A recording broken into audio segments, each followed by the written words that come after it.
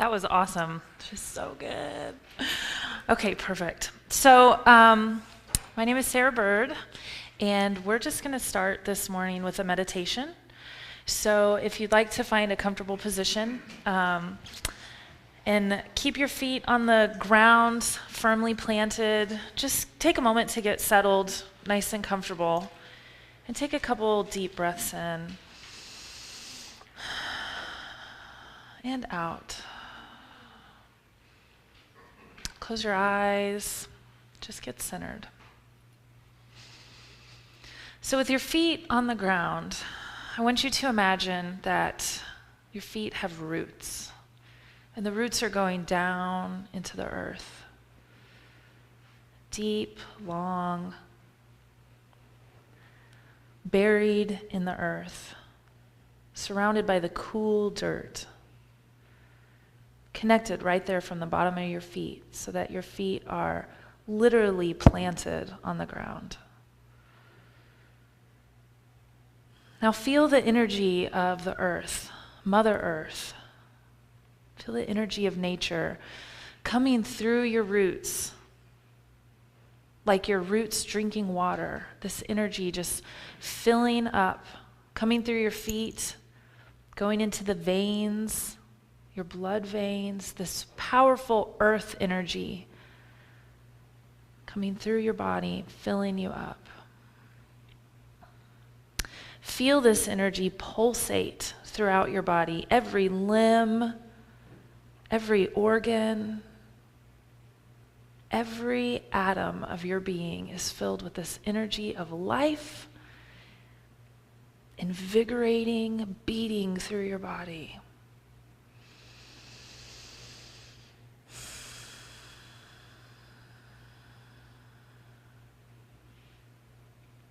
Every blood vessel carrying the energy of the earth. Now, while you feel that flowing through your body, feel yourself, your crown, the top of your head, connected with the heavens. Open up. Imagine the energy from heaven beaming down to the top of your head. The energy of God filling you through your crown chakra. And this energy too fills your body, flows through every vein in your being, pumping the energy of God in and out of all of your limbs, all of your organs. Every atom in your being is enlivened by this energy of God. And these two energies mix within you. The energy of the earth, the energy of the heavens, all enlivening every cell of your being. Just breathe that in and out. Feeling yourself be alive. Feeling the breath of life flow in and out of your being, every cell.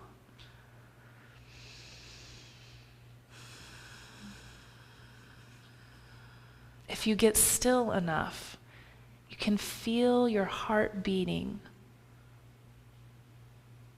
from the top of your head and your chest, out to your fingers, all the way down to your toes, your roots in the earth.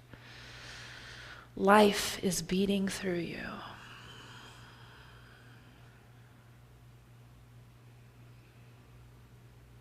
Heaven and earth literally are united in you.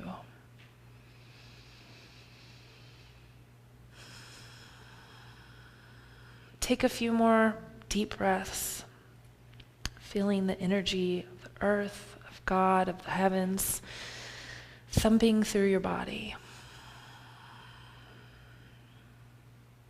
And know that with every single breath you take, you are uniting heaven and earth right here in you.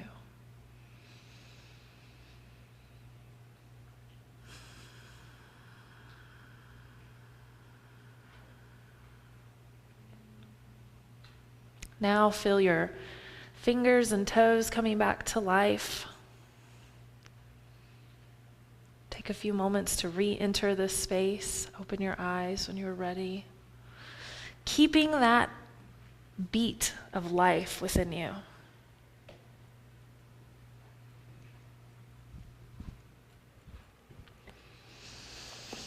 So I want to start this morning with a quote by a Hasidic master named Arthur Green. He's a contemporary guy, but he's really cool. So this is a little quote that I want to start with.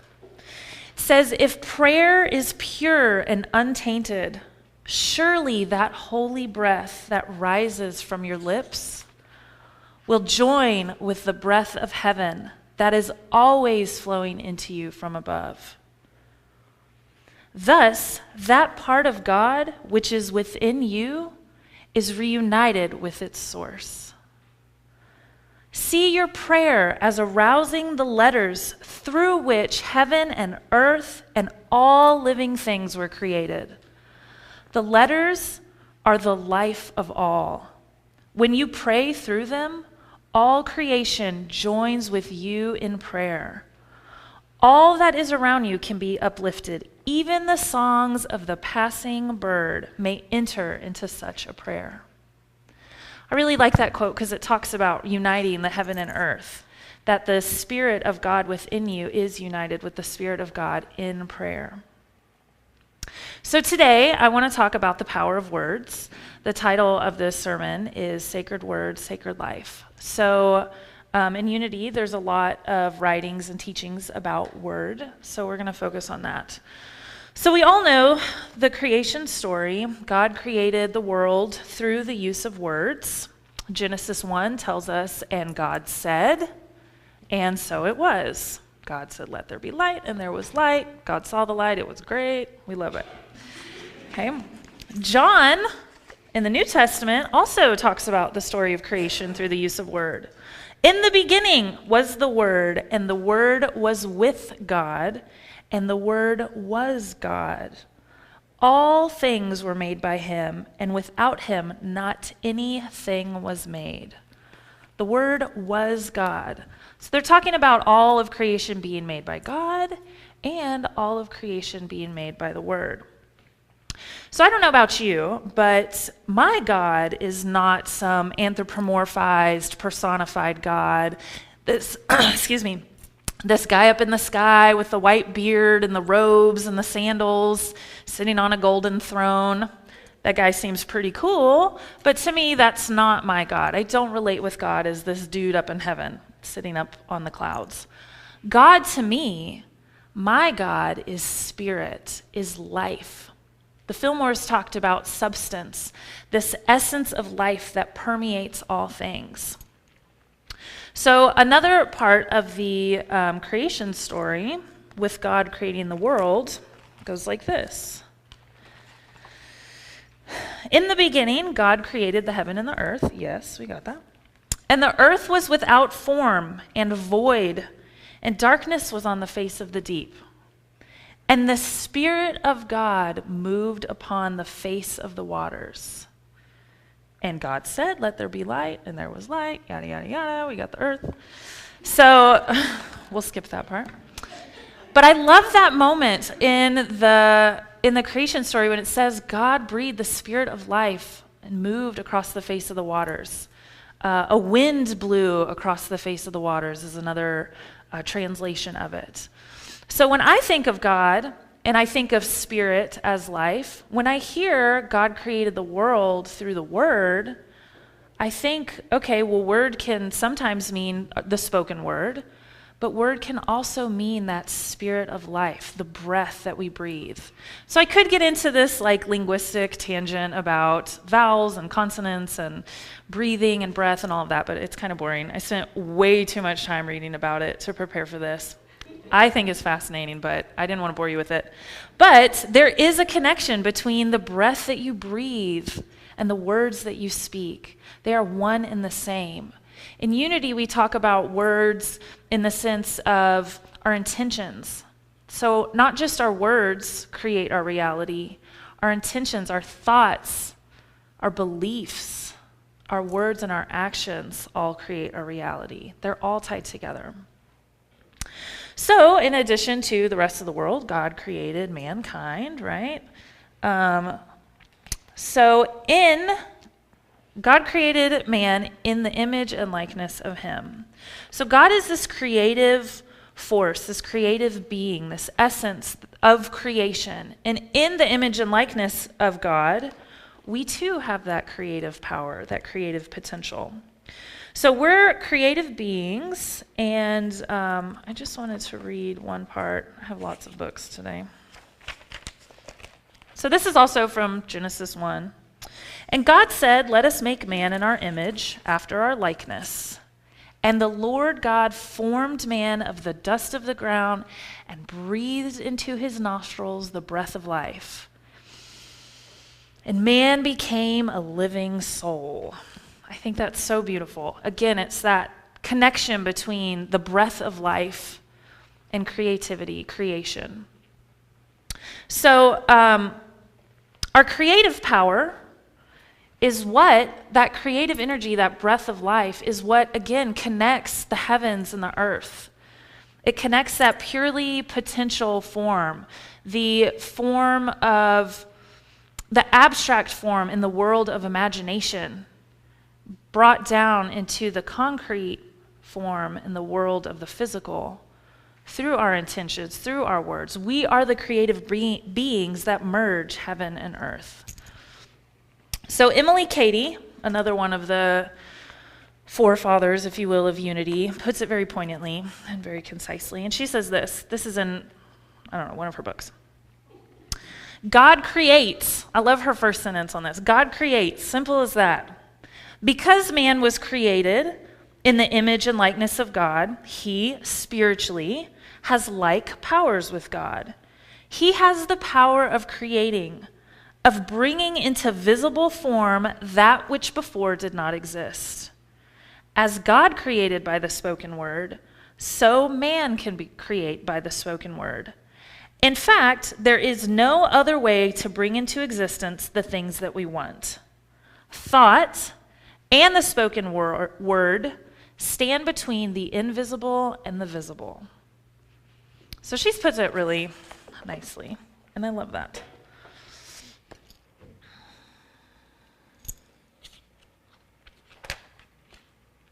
So what is she talking about here?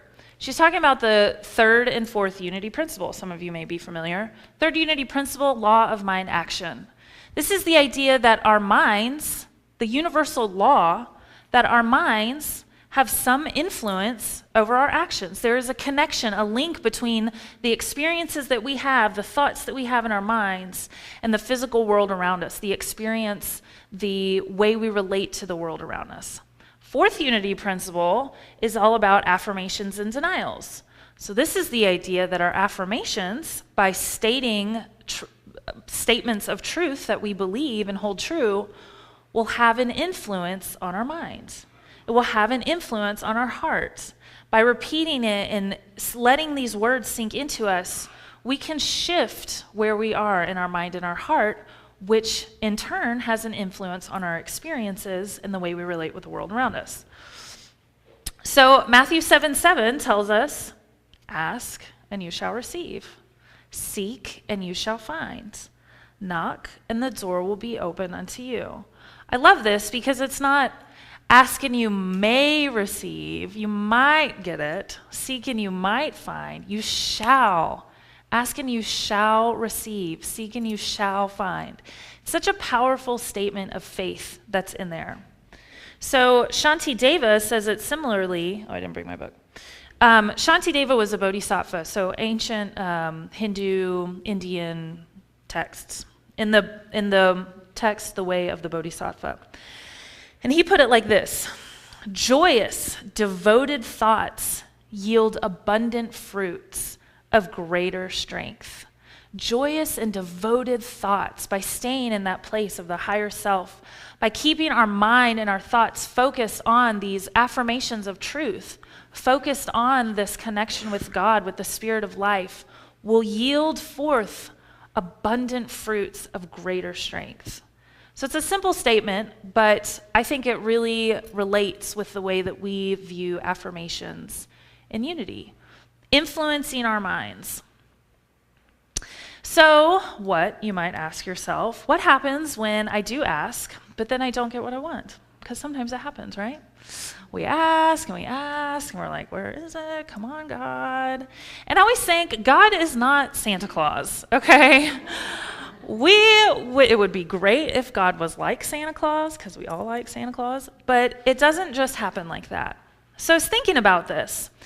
Sometimes we ask for things to this guy in the sky. This is this personified God that I really have a hard time relating with. We ask him for things. Hey, December 25th is coming up. I'd really like that new job or that new car or, the perfect romantic partner or whatever you want in your life. But it doesn't work like that. The idea of asking, the ask and you shall receive, that piece on the faith changes the whole perspective. So you know how you've heard about prayer, and sometimes people will say prayer is not about changing what's around you. Prayer is about changing what's within you, changing yourself. And I like that when you ask for things, you're not asking that this external force bring it to you. You're asking that you have the opportunity to create it yourself. So when you ask for the new job or the new car, or the new house or financial prosperity or a romantic relationship, whatever it is you're looking for, those are random kind of things that I think most people can relate to at least once in their life. But whatever it is you're looking for, when you ask, you shall receive by the fruits of your own labor. You shall receive because you have the opportunity to create it yourself. We all have that choice within us. We all have the ability to change our experience, not by changing the external, but by changing the internal, changing our perspective. So we have the ability to bring into the physical, just like Emily Cady said, into the visible form that which was previously invisible. If you're seeking something, you have the power to create it yourself, not ask for someone else to create it for you. So what happens sometimes, and I've seen this before, is that people will ask the universe for something, and then this grand opportunity opens up, and then they have this belief that they're not worthy of having it, and so they reject the opportunity, and then they turn right around and ask for it again. Wait a minute, I still didn't get it. So, for example, I know this person who is in my immediate family, and she's very poor. She believes that she's very poor, constantly broke, never enough money, bills are always coming in, filed for bankruptcy, on and on. She just really believes that she's poor. So growing up with this person in my immediate family, we always had enough money. You know what I mean? We had enough. We had some nice things. We could get things. There were a couple times where, we had to eat real basic stuff, but we always ate.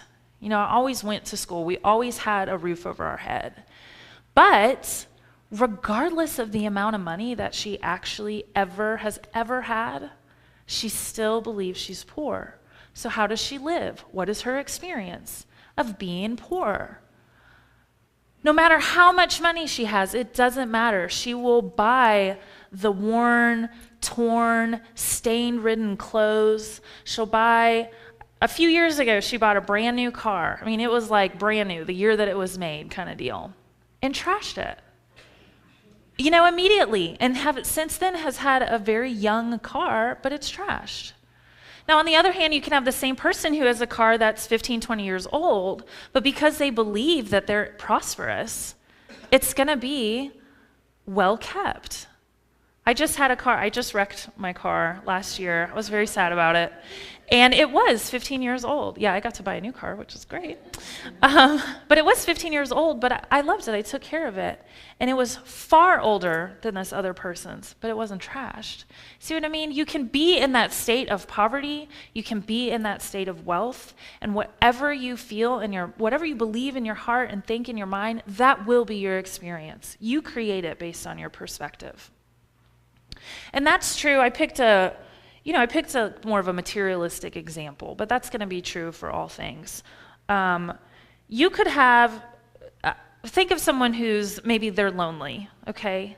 They're wanting the perfect husband or wife, boyfriend or girlfriend, whatever.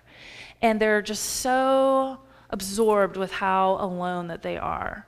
They could get the perfect person knocking on their door. Hey, I'm here. But because they're so absorbed, they focus on being lonely. Do you think that they're going to take up that offer?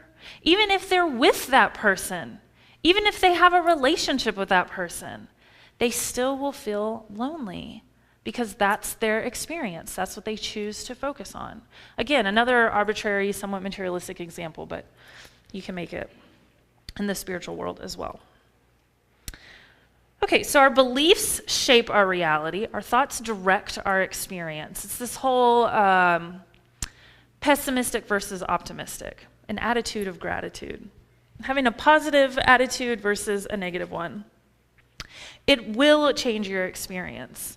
Another quick story that I saw on one of the news websites, and this young guy, he probably had to be in his early 20s. I didn't even write this. I just wanted to share it because I thought it was funny.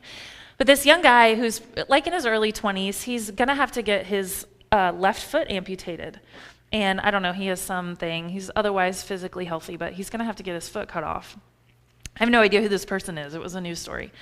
And so instead of wallowing in how awful it is, they're reporting on this guy because he's living it up. He's like, hey, I'm going to have my left foot for like 6 months, and I'm going to have to amputate it after that. So he and his sister are going around the world doing all these adventures, and they're documenting it, calling the last adventures of Andrew's left foot or something like that. And so they're going all around and doing all this crazy stuff, and it's really funny because they're taking these pictures where she's like got some kind of like hacksaw, like pretending to cut it off, and they're just doing all this funny stuff. And he ended up getting a tattoo around his ankle that had a dotted line, and it said "cut here." I thought it was really funny. And so the news is reporting on this because it's such a different perspective than what we're used to seeing, what most people would take. I know if I was about to lose my foot, I would not be nearly as happy as this young fellow was. I would be devastated. But it's so amazing that he is taking such a positive perspective and attitude and actually making memories, making it a positive experience. That's what I'm talking about, that perspective shift. You get out of your experiences exactly what you focus on. Poor fella. Okay, where was I? Okay, so there's this famous quote by Gandhi. I'm sure you've heard of it, but it so poignantly touches on this topic. So it says, be mindful of your beliefs. Your beliefs become your thoughts. Your thoughts become your words. Your words become your actions. Your actions become your habits. Your habits become your values, and your values become your destiny. Okay, so it's a beautiful quote, I think. It might be kind of cheesy if you've heard it like 100 times like I have. But I love it because it directly links your actual life, your destiny, your entire experience of being alive, being a human, and links it all the way back to your thoughts, your beliefs, your words, your intentions. We don't always make that link. We don't always see, oh, geez, this awful thing happened to me. And then somehow connect back to your attitude, right? It's easy to play victim when it comes to life happening to us. Oops.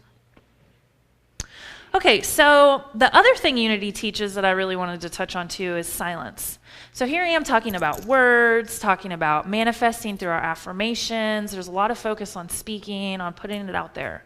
But unity also teaches about the silence. So I'm going to read an excerpt from actually my mom's copy of The Prophet by Khalil Gibran, and it's the small section on talking. So it says, when you meet your friend on the roadside or in the marketplace, let the Spirit in you move your lips and direct your tongue. Let the Spirit in you move your lips and direct your tongue. Let the voice within your voice speak to the ear of his ear. I love that. The voice within your voice, speak to the ear of his ear. For his soul will keep your truth, the truth of your heart, just as the taste of wine is remembered, long after the color is forgotten and the vessel is no more. So what's that quote? I think it's by Maya Angelou or somebody. It's like, people won't remember what you say or what you do, but they will remember how you made them feel. It's the same thing. When you speak, let the voice of your voice speak to the ear of his ear. That's talking about connecting in the heart. So I love that because when I was thinking about silence, now I have a fairly, my background is in Buddhism. And so there's a lot of silent meditation, a lot of sitting and doing a whole lot of nothing. And it can get kind of boring, but it's extremely valuable because once you get still, then your words are no longer discursive. Your words aren't talking for the sake of talking. So when I'm speaking about manifesting your life through your words, it's not from a place of just, oh, you're up in your head. You know, it's easy to get stuck in our head. But that silence affords us the opportunity to drop to our heart. And it's from our heart that we truly can speak the true words of wisdom. If you're setting the intention, whether you know it or not, for whatever it is in your life from your head, it's so easy to set your intention from your head. But when you get silent, when you get still, when you have peace within, then it's your heart that's setting the intention. Your mind, your thoughts, your words, your actions, all of that will follow the footsteps of your heart. So I really wanted to stress that. Unity talks about it, prayer and meditation, affirmations and denials. All of those work together. They're not separate. So, I wrote down, silence allows us to speak from the heart. And from the stillness, we can move into action mindfully. It's so important to have a moment every day, whether it's 10 minutes or 30 minutes of sitting meditation, or whether it's when you get in your car, it's for your commute to work, you just take a breath and just arrive. You know what I mean? That's moving into things mindfully. So in our daily life, we are faced with challenges. When I was writing this, I kind of realized that for a little while I was focusing on creating, and almost like you're creating from nothing, as though nothing in your life ever happens and you just got this clean slate every single day. Well, that's not how it works. Life happens to us. It does. We lose loved ones. We have financial struggles. We have accidents. We have health concerns. Life happens. We have stresses at work. You know, we have conflicts with people, whatever it is. But the key here is to be able to choose how you respond. So everyone knows the difference between reacting to something and responding to something. Don't be reactive, be proactive, or whatever the thing is. So there's this parable of two frogs. It's this ancient Indian, Indo-Asian parable. And it's these two frogs that jump into this barrel. And the barrel, or carton, bucket, has milk in it. And so the first frog is like, oh no, I'm drowning, I'm dying, despair, pain, I'm never going to get out of here, woe is me, I've given up hope, I'm just not even going to try, what's the point? And sinks to the bottom and dies in this barrel of milk. This poor frog. The other frog who leapt in is treading water, right? They're staying afloat. They're treading milk, actually. So trying to stay up and swimming and going, okay, there's got to be some way to get out of this. I'm not going to give hope. I have a purpose for living, right? I have a point in being here. There is something I can get out of this experience. We say that all the time in Unity. I tell people something that's going on, and they're like, well, what have you learned out of this experience? This is a great learning opportunity. And as much as people say that, and I just kind of want to stomp on their foot when they do that, I also believe it's true. You know, here's this frog going, there's something. As he's treading, what happens to milk when you churn it? It gets thick. It turns into cream. So the one frog immediately gave up hope, was just like, woe is me, despair, no hopefulness, no positivity, no optimism for a different outcome in the future. sank to the bottom and drowned. Wah, wah. Other frog, swimming around, doesn't know what's going to happen, can't see the future. Frogs obviously have no idea what happens to milk. Since this is a fake story, whatever. So he's going around, keeps that positive attitude, and sure enough, he gets out. Turns into cream, gets thick enough, butter, is able to leap out. And that's actually a children's parable, like a kid's story, but it's so true. I love it so much because it's like that one simple thing. How easy is it to immediately go to despair?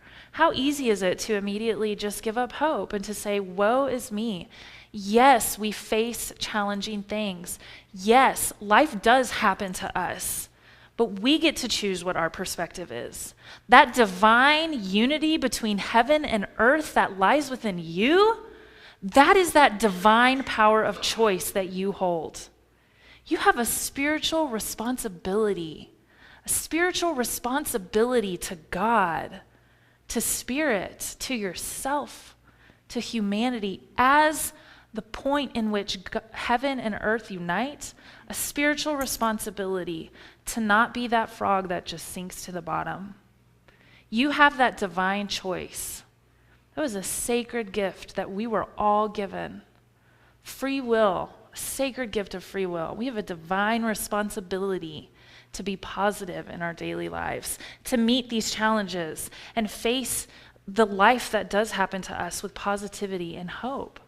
We may not even see how things are going to work out. We may not even know. Sometimes you just have to ride on faith. And it may not be easy, but the second that you lose that faith, the second that you lose that hope, you have already lost. That person could be knocking on your door. That job opportunity could be here. You could have tons of money coming in, but you cannot accept it if you are in a lack of faith.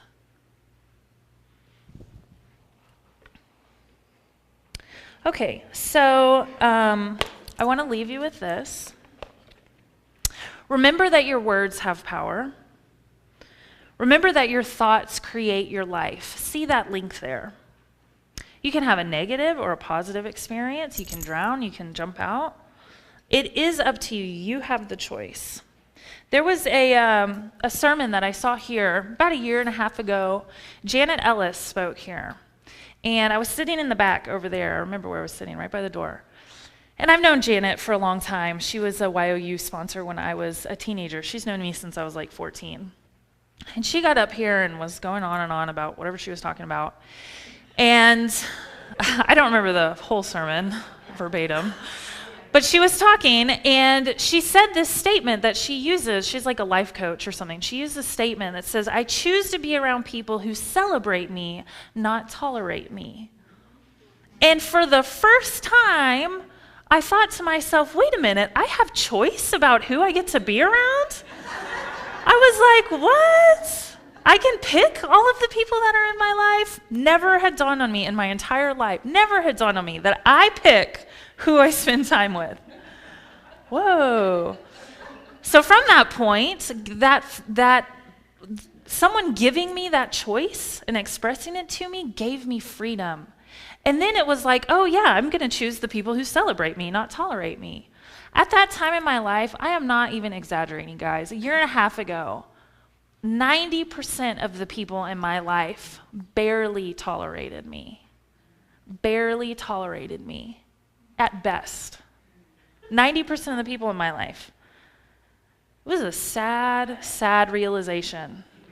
10% of the people in my life actually celebrated me. Now, it's not everyone I know. It's the people I chose to spend time with. Now, a year and a half later, I have lost a lot of friendships. I have lost a lot of relationships. I have stopped spending time with people that I formerly connected with. But now, 100% of the people I choose to spend time with celebrate me. 100%. I don't choose to spend time with people who tolerate me at best. Why would I? I never had that choice before. And now that I have that choice, I have that freedom. And why would you choose anything less? It's been a huge life change. I was sitting right back there. Janet Ellis was up here. So it's that choice and our perspectives that can change our life dramatically. So I wanted to read something really inspiring. This is Viktor Frankl's Man's Search for Meaning, classic book. Viktor Frankl, if you're not familiar, he survived the concentration camps in the Holocaust. Powerful book if you've never read it. Oh, I cried the whole time, just tears. Okay, so he wrote this. And where did I say I was going to read?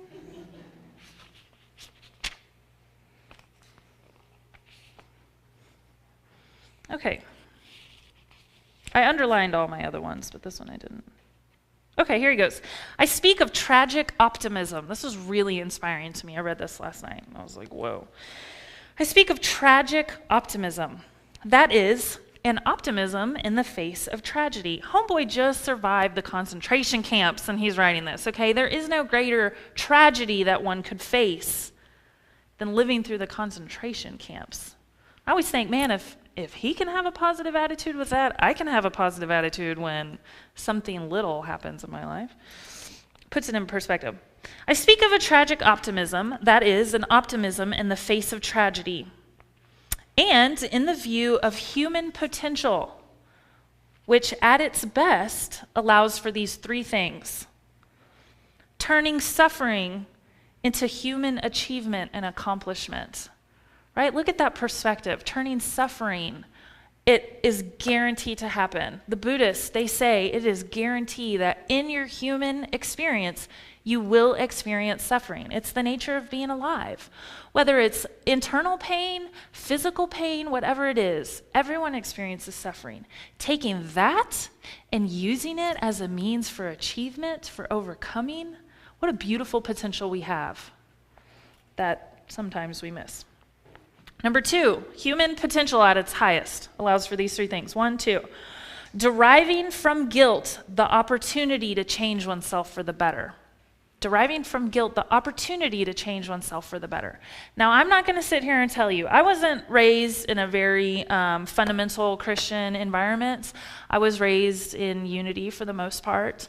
So I'm not going to sit here and tell those of you who were raised in that guilt is your reason for making yourself a better person. Don't use that. Don't mishear me.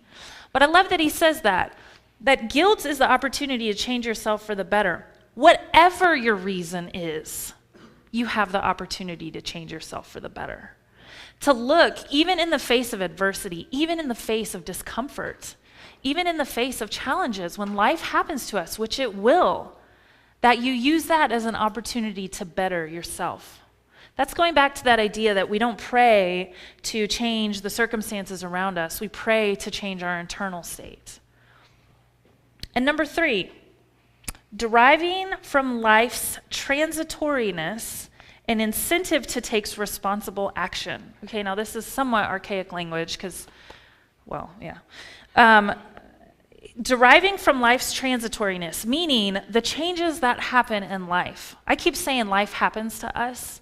That's something that's kind of unpopular in New Thought world. Life doesn't happen to you, you happen to it, whatever. But life does happen to us. Things happen in our life that happen to us. And using that as your incentive to take responsible action. That's exactly what I'm saying. Use the experiences in your life, whether they're bad or whether they're good, whether they're pleasant or unpleasant, whether they're positive or negative. Use that as your incentive to take responsible action.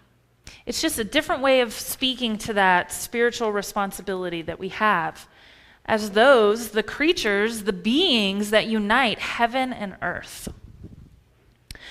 So I'll leave you with this question. When life happens to you, what will you create? Thank you.